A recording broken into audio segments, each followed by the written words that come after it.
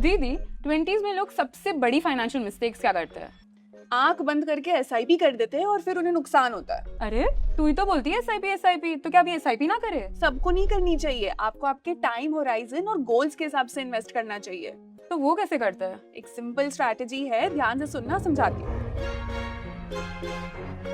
हम आपके पैसे बकेट स्ट्रैटेजी यूज करके इन्वेस्ट करेंगे। तो सबसे पहले आपको अपने सारे गोल्स लिखने हैं। अगर आप 24-25 साल के हो तो आपके गोल्स कुछ ऐसे होंगे। आपको अगले 1 साल में वेकेशन के लिए सेव करना है, 3-4 साल में गाड़ी के लिए सेव करना है और 10-12 साल में घर के लिए सेव करना है। ऐसे ही आपके जो भी गोल्स हैं उनको हम टाइम के साथ लिखेंगे और फिर ये 3 बकेट्स में डिवाइड करके उस हिसाब से इन्वेस्ट करेंगे। तो सबसे पहला बकेट है 0 to 3 इयर्स के गोल्स। इन गोल्स के लिए हम arbitrage funds, fixed deposits, recurring deposits में इन्वेस्ट करेंगे। ये बकेट में जो भी गोल्स है उनके लिए हम रिटर्न पे फोकस नहीं करेंगे क्योंकि वो बहुत रिस्की हो जाएगा। हम यहाँ पे कैपिटल प्रेजर्वेशन पे फोकस करेंगे, यानी जो पैसा आपने इन्वेस्ट किए हैं उसको बचा के रखना, बट बैंक जो रिटर्न देती है उससे थोड़ा ज्यादा रिटर्न कमाना। ये बकेट के लिए आप बॉन्ड्स में भी पैसा डाल सकते हो जो आपको विंड वेल्थ या स्टेबल मनी जैसे प्लेटफॉर्म्स पे मिलेंगे। इन पे रिटर्न अच्छा है, बट ये ध्यान रखना कि रिस्क भी उतना ही ज्यादा है, इसीलिए छोटा सा पोर्शन ही डालिएगा वहाँ। दूसरा बकेट है मीडियम टर्म गोल्स के लिए, जो 3 से 7 साल के गोल्स है।